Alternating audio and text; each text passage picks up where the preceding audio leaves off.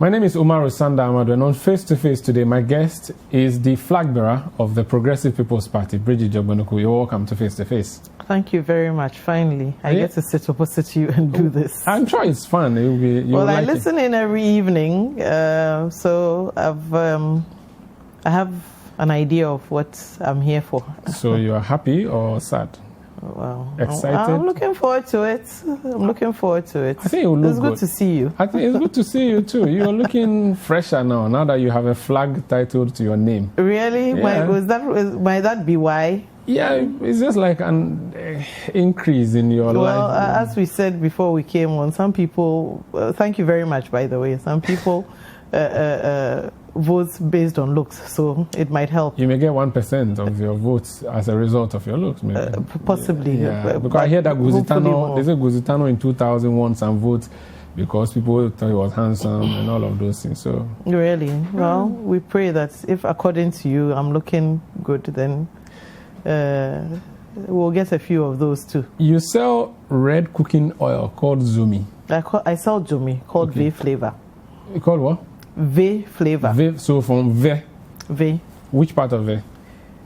Most of the women are in Bodome, but a lot of them bring it from the other V towns. Okay. Yes. Okay. It's a tradition that they've had passed on for several years from their mothers, as it were. So it's very unique in flavor and taste, and even in consistency and color, because they insist on using the abepa, as we call it, and it's a thinner palm that has less pulp but generates a lot of flavor for the oil. Okay. So that is. And it has the andan, the Zomi, the andan. Beku. Most people call it the Zomi, but the Zomi is the oil. Zomi literally means fired oil. Yes. So it is oil that has been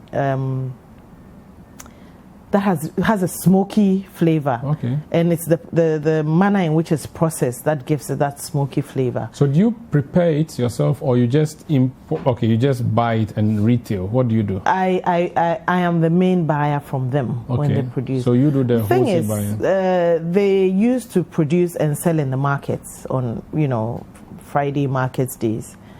But, which market? Either in the Kolong market or in the Logba market. Mm-hmm. Those are the two big markets on either side of those towns. But what happened, and some people take it to Hohwe as well.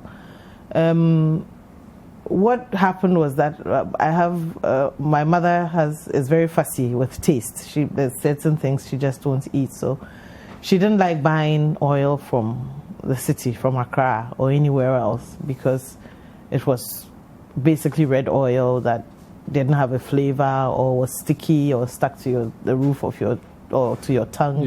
Yeah. So she would bring it from outside. And then my mates actually started to buy from me, my Wesley Girls High School 86 mates. We were traveling to Kumasi once. We stopped by the side of the road to buy from those market women there.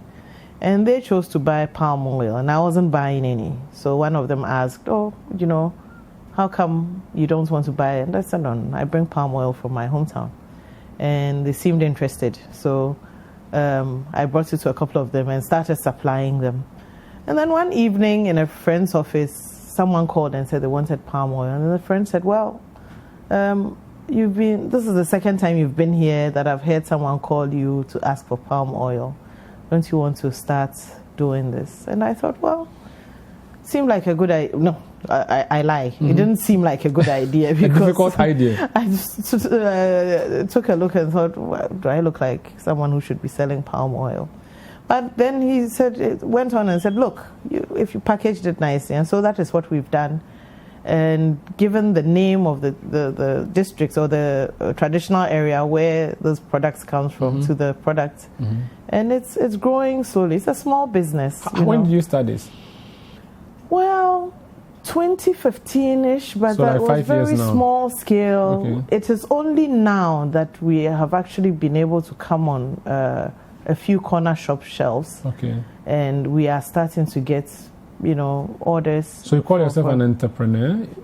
Yes. I mean, I worked in that field. I've worked in other entrepreneurial fields, but this is what has So gotten do you me. employ people? Well, I have a couple of helpers, small helpers at home. Okay. We are not a big company. The women so the ones you have with you are typically people who help you with rebottling or repackaging. Yes. And maybe slapping posters on it. But not the cooking and the preparation of the oil itself. No. These women are small enterprise women in their villages who are doing what they used to do, probably with a lot more demand now because it is growing. Okay. Yes. So do you put your hand inside it yourself and do the thing? Or no, I eat it. You eat it? Yes. I mean, in the preparation process, do you take part? I have once or twice, but I have observed. I've gone with them to the farms where they get the palm fruits from, and sometimes you wear Wellington to boots? the market. No, I just wear my sneakers. Just like sneakers, Accra girl. Well, they don't have Wellington boots. They go in their slippers. That's interesting. It's a small village. What other businesses do you do? Well, I have a non-profit. I work with young women in mentoring them. So it's called Mentoring Women Ghana. We have programs, intermittently. And the program, our flagship program is called the Mentoring Walk Ghana. And we hold it every year around International Women's Day. We bring together a group of about 40 young girls. We pair them, we find mentors for them. And the mentors are often women in industry, women in politics, women in leadership in various industries. And they get to form a mentoring relationship with them and help them grow so that they also can aspire into leadership positions either in their communities or in their institutions. And it's a confidence booster for them. But is that enough to make you money though? No, it doesn't make me a lot of money. I'm not a rich person, but I get by. Are you a family person? Well, I have a son, yes, but I thrive on family because I have brothers. I have 3 brothers and a sister. My mom is still here. My father unfortunately passed away in 2011. But yes, I thrive on family, and I love them very much.